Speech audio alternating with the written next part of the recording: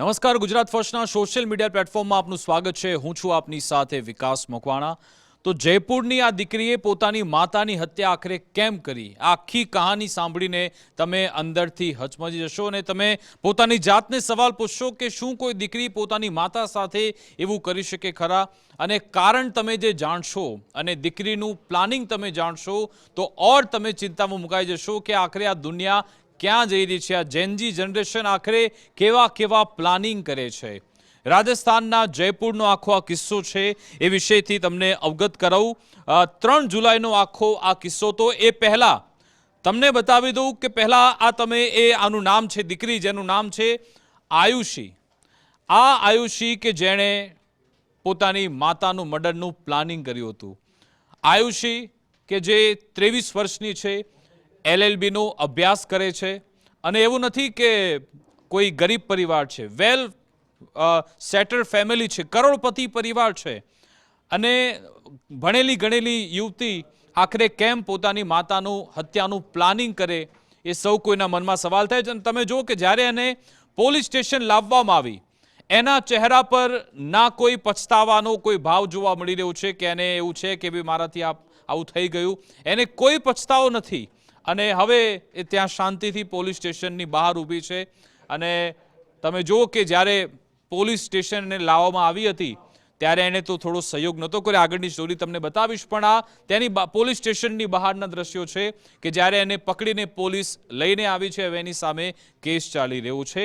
અને જ્યારે પત્રકારોએ સવાલ પૂછ્યો, આ ત્યારના દ્રશ્યો છે, ઓડિયો અત્યારે નથી, પત્રકારે પૂછ્યું કે બેટા આ મા તો તને બધી પૈસા આપતી હતી, તું તો બીજે કેમ રહેતી હતી, તું બીજે રહેતી હતી છતાં પણ તને ભરણ પોષણના તમામ પૈસા આપતા હતા પરિવારના લોકો, તો માતા સાથે એવું કેમ કર્યું? એણે કોઈ જવાબ ના આપ્યો, એકદમ ચૂપ રહી, ખાલી એટલું કહ્યું કે LLBનો અભ્યાસ કરું છું। આટલી વાત કરીને પછી એ ત્યાંથી ચાલીને જતી રહીની તમે ચાલ જુઓ, જેવી રીતે સિયા અહીંયા આવી હતી, જે એને અલગ પોલીસ સ્ટેશનમાં લઈ જવામાં, એવી જ એની પ્રોફાઇલ છે। કોઈ એને ડર નથી કે એણે કોઈ ખોટું કર્યું છે, એને કંઈ મનમાં જરા પણ ભાવ નથી। હવે એ આખા ઘટનાક્રમ વિશે તમને જણાવી દઉં કે આખરે શું થયું હતું। આ માતા છે આયુષીની, નીરજ શાહ જેનું નામ છે, અને એ આખો પરિવાર રાજસ્થાનનો કે જે એ પરિવારમાં 4 લોકો, માતા, પિતા, એક દીકરો અને દીકરી। પિતા કે જે રાજસ્થાન હાઈકોર્ટમાં LDC એટલે કે લોઅર ડિવિઝન ક્લર્ક તરીકે કામગીરી કરી રહ્યા હતા, સરકારી સારી એવી જોબ હતી। સાથે સાથે જયપુરમાં જ 2 મકાન પણ એમણે રાખ્યા હતા, સાથે સાથે ગામડામાં પણ એમની સારી એવી જમીન હતી। આગ્રા એક્સપ્રેસ હાઈવે ત્યાં પણ કરોડોની જમીન એમની હતી, એટલે કોઈ પૈસાની કોઈ માથાકૂટ ન હતી। સાથે સાથે વાત કરી લઉં એમના જે આયુષીને તો તમે જોઈ જ લીધી, આયુષી એમની દીકરી, સાથે સાથે એને એક ભાઈ પણ હતો નાનો, જો કે માનસિક બીમાર હતો આયુષીનો ભાઈ, અને આ નીરજ શાહ એની માતા। હવે આખા ઘટનાક્રમમાં વળાંક ત્યારે આવે છે કે થોડા સમય પહેલા આયુષીના જે પિતા છે વિજય શાહ, આયુષીના પિતા વિજય શાહનું નિધન થઈ જાય છે। અને તમને ખ્યાલ છે કે જ્યારે કોઈનું સરકારી નોકરનું નિધન થાય તો પછી એની પાછળ એના પરિવારનું શું, એટલે પરિવારના કોઈ સદસ્યને નોકરી મળી જતી હોય છે। અને તમે જોયું કે જેવું આ આખો બનાવ બન્યો, ત્યાંથી કહેવામાં આવ્યું સરકાર તરફથી કે નોકરી પરિવારના સદસ્યને મળશે, તો આયુષી આ સરકારી નોકરી કરવા માંગતી હતી, હાઈકોર્ટ નહીં। અને તમે જો આ જ કારણ છે કે એ નોકરી માટે એણે માતાની હત્યા કરી નાખી। જો કે વાર્તા અહીંયાથી પૂરી થતી નથી। જ્યારે આખો પ્રસ્તાવ આવ્યો ત્યારે એણે આયુષીએ કહ્યું કે મારે આ નોકરી કરવી છે સરકારી। માતાએ કહ્યું કોઈ વાંધો નહીં, માતા તો વિધવા થઈ ગઈ હતી, એક તો દીકરો એને માનસિક રીતે અસ્થિર હતો, પતિ જતો રહ્યો હતો, જોડે કોઈ હતું નહીં કે ચલો દીકરી નોકરી કરી લેશે, કોઈ વાંધો નથી। પણ નીરજ શાહ એમના જે ભાઈ એટલે કે આયુષીના મામા, એમણે એની બહેનને નીરજને કહ્યું કે ભાઈ તું અત્યારે તારા બાળકનું પણ ભરણ પોષણ તારે કરવાનું છે, એને પણ મોટું કરવાનું, એની પણ સારવારના ખર્ચ હોય છે, અને આયુષી તો ભણેલી ગણેલી છે, હમણાં એનું ભણતર શરૂ થયું છે, એ સારી નોકરી પણ આગળ મેળવી લેશે, અત્યારે આ નોકરી તું લઈ લે। એટલે નીરજ શાહને એવું લાગ્યું કે ચલો બરાબર છે, હું અત્યારે નોકરી લઈ લઉં, અને એ બંને કદાચ સહમત થઈ ગયા। પણ ત્યારથી જ આયુષીએ પોતાની માતાને દુશ્મન માની લીધી। તમે જુઓ કે આયુષીને સરકારી નોકરી કરવા ત્યારે ન મળી, એટલે આયુષીએ પોતાની માતાને દુશ્મન માની અને કહ્યું કે મારે તમારી કોઈની સાથે વાત જ નથી કરવી. એટલે આયુષી એને એની માતા ગમવા ન લાગી. થોડા સમય સુધી ઘરમાં ઝઘડા પણ થવા લાગ્યા અને પછી આગળ વાત એવી વધે છે કે આયુષી જે એના પિતાએ 2 મકાન બનાવ્યા હતા, આયુષી બીજા મકાનમાં રહેવા જતી રહી. એની આસપાસ એના તાઉ, એના પરિવારના લોકો પણ રહેતા હતા. આયુષી ત્યાં જઈને એકલી રહેવા લાગી અને ઘરમાંથી અલગ થઈ ગઈ. ક્યારેક ક્યારેક માતા સાથે વાત કરતી, બાકી ન કરતી. હવે આયુષ્યને ત્યાં જઈને વિચાર આવ્યો કે જો પિતાના જવાથી નોકરી માતાને મળતી હોય તો માતાના જવાથી પણ મને સરકારી નોકરી મળી જ શકે છે.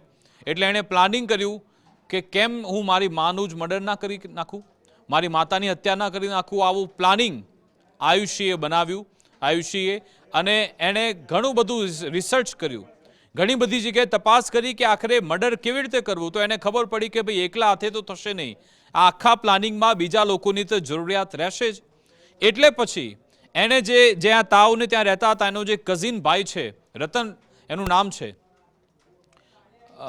એની સાથે એણે વાતચીત કરવાનો પ્રયત્ન કર્યો. એનો જે કઝિન બ્રધર છે ત્યાં ગઈ અને એના ભાઈને એણે કહ્યું કે ભાઈ મારે મારી માની હત્યા કરવી છે. એટલે એના ભાઈ એને સમજાવ્યું કે આવું ન હોય, તારે નોકરી જોઈએ છે તો તને મળી જશે, તું મહેનત કર, તને નહીં વાંધો આવ્યો તો અત્યારે ભણવામાં ધ્યાન આપ અને આવું માતાની હત્યાનું મર્ડરનું તારે વિચારવું પણ ન જોઈએ. તો આયુષ્ય એને સંભળાવ્યું કે ભાઈ તારે મદદ કરવી હોય તો કર, બાકી જતો રે, ખોટી સલાહ મને આપીશ નહીં.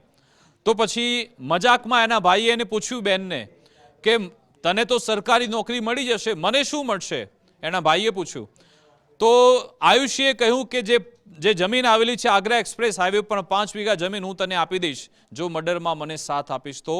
એટલે પછી એનો ભાઈ એ તાવને, જેનું નામ છે મોહનલાલ, એ તાવને પણ કહે છે કે ભાઈ આયુષી આવી વાત કરી રહી છે, માતાનું મર્ડર થઈ જશે તો એને સરકારી નોકરીને આપણને 5 વીઘા જમીન મળવાની છે, કરોડોની જમીન, બોલો શું કરવું છે? એટલે પછી મોહનલાલ, આયુષીનો ભાઈ અને એટલે કઝિન ભાઈ અને આયુષી ત્રણેય જણા ભેગા મળીને પછી એક પ્લાન બનાવે છે. અને આ પ્લાનિંગ આયુષીએ કર્યું. તમે જુઓ, 7 લાખનું બજેટ તૈયાર કર્યું આયુષીએ એની પોતાની માતાની હત્યા માટે, મર્ડર માટે. અને એક પછી તમામ એ લોકોએ નક્કી એવું કર્યું કે એવું ક્લીન મર્ડર આપણે તૈયાર કરવું છે કે જેમાં આપણે પકડાઈ ન જઈએ.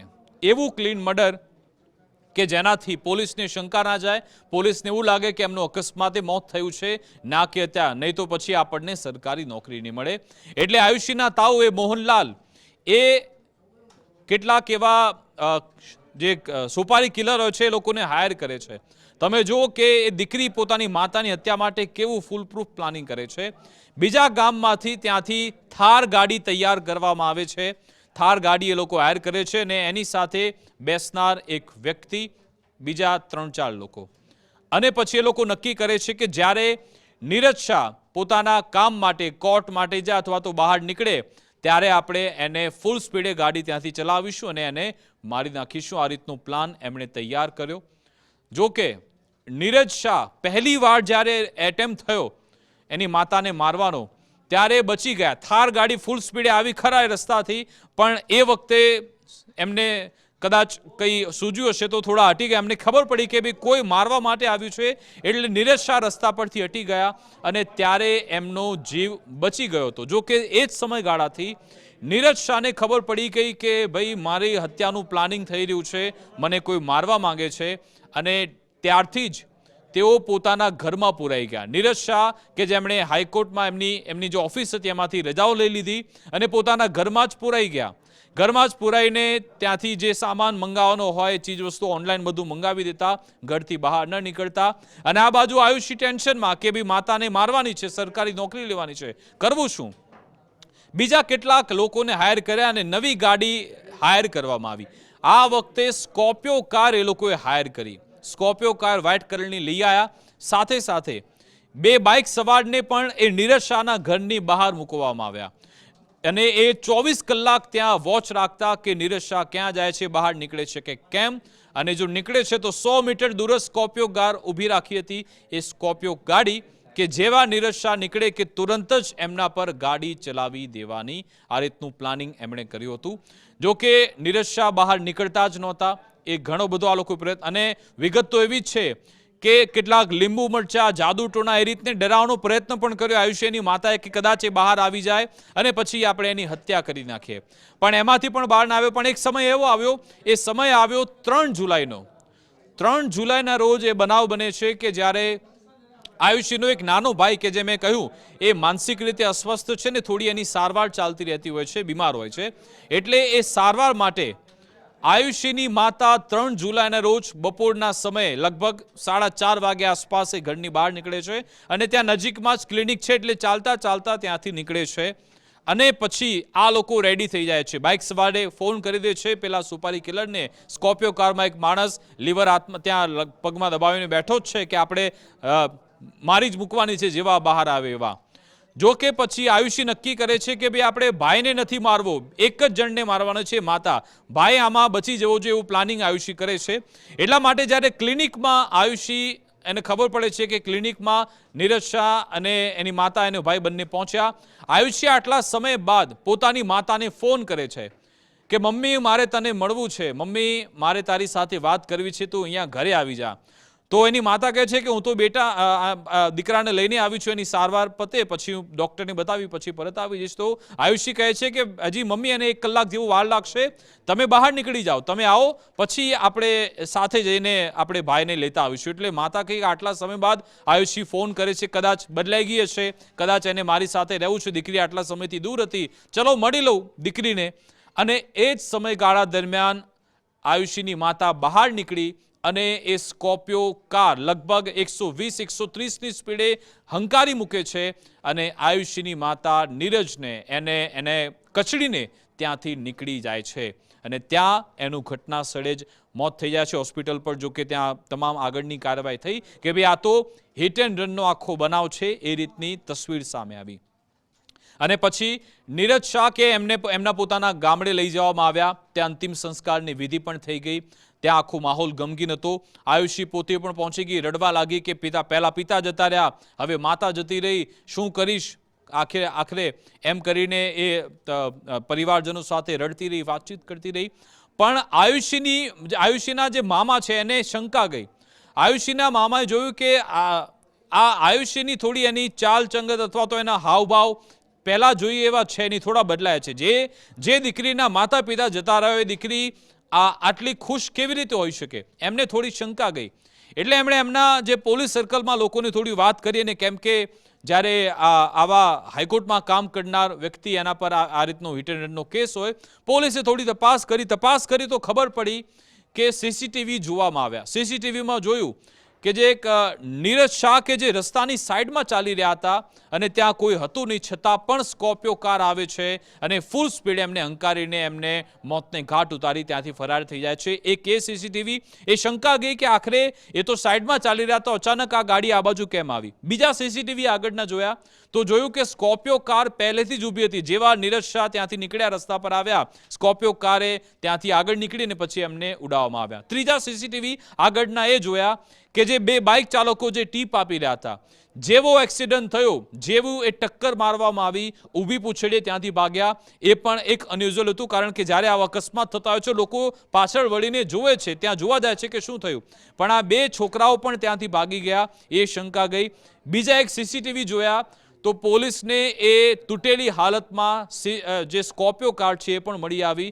પોલીસે જોયું કે આગળ આ તૂટેલી સ્કોર્પિયો કાર મળેલી છે, એ જપ્ત કરી અને સ્કોર્પિયો કારના માલિક સુધી પોલીસ પહોંચ્યા. તો એ કારનો માલિક હતો એક હરિયાણાના એ માલિકની પૂછપરછ થઈ તો કહ્યું કે એક હેમંત નામનો વ્યક્તિ એ ભાડે કાર લઈ ગયો હતો, એને મેં આપી હતી. હેમંત જોડે જ્યારે પોલીસની ટીમ પહોંચી, હેમંતે કહ્યું કે ભાઈ આ મોહનલાલ કરીને વ્યક્તિ છે જે આયુષીનો તાવ હતો, એના કહેવાથી આ ગાડી અને આપવામાં આવી હતી. અને પછી પોલીસ આયુષીના તાવ સુધી પહોંચી, મોહનલાલ સુધી પહોંચી. મોહનલાલની આખરી પૂછપરછ કરી. પોલીસે પોતાની સ્ટાઇલમાં જ્યારે પૂછપરછ કરી, મોહનલાલે તમામ સ્ટોરી કહી, ત્યારે જ પોલીસ ચોંકી ગઈ હતી.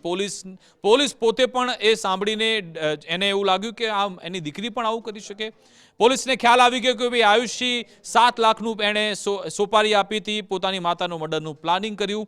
હવે જે ગામમાં અંતિમ સંસ્કારની બધી વિધિ થઈ, પોલીસની ટીમ ત્યાં પહોંચે છે, ત્યાં ગામવાળા લોકો છે અને ત્યાં જ્યારે પોલીસની ટીમ પહોંચે છે, આયુષીને એક સવાલ પૂછવામાં આવ્યો છે. આયુષી એમ કહે છે પોતે જે કાયદાનો અભ્યાસ કરનારી આયુષી એ પોલીસને કાયદાનો પાઠ ભણાવતા એમ કહેતી જોવા મળી કે તમે મને આવા સવાલ ન પૂછી શકો, તમે મારી સાથે આ રીતે વાતચીત ન કરી શકો.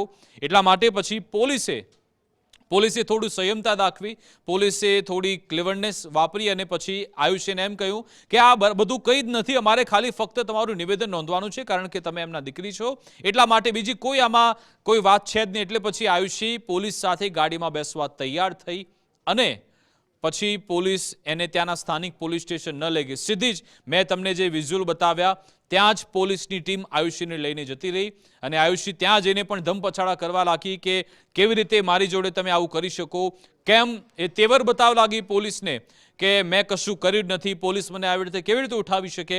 પણ જ્યારે પોલીસ એને બીજા રૂમમાં લઈ ગઈ તો ત્યાં એના તાવ પણ બેઠા હતા, એનો કઝિન બ્રધર, આ સોપારી કિલર બધા બેઠા હતા, તૂટેલી સ્કોર્પિયો કાર પણ બતાવવામાં આવી. ત્યારે આયુષીના તેવર ઢીલા પડ્યા અને પછી એણે ગુનો કબૂલ કર્યો કે હા, એણે જ પોતાની માતાનું મર્ડરનું પ્લાનિંગ કરાવ્યું હતું અને એ પણ એક સરકારી નોકરી માટે.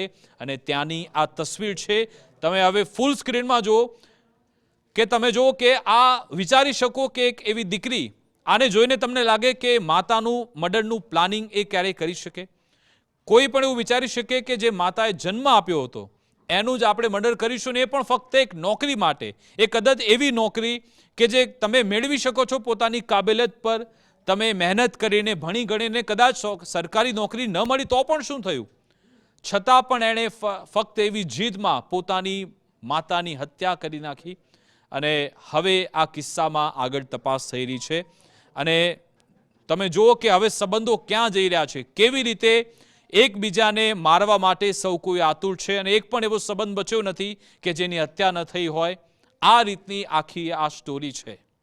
અમારી વિશેષ રજૂઆત અંતર્ગત બસ આટલું જ. આપ જોતા રહો ગુજરાત ફર્સ્ટ ન્યૂઝ. નમસ્કાર.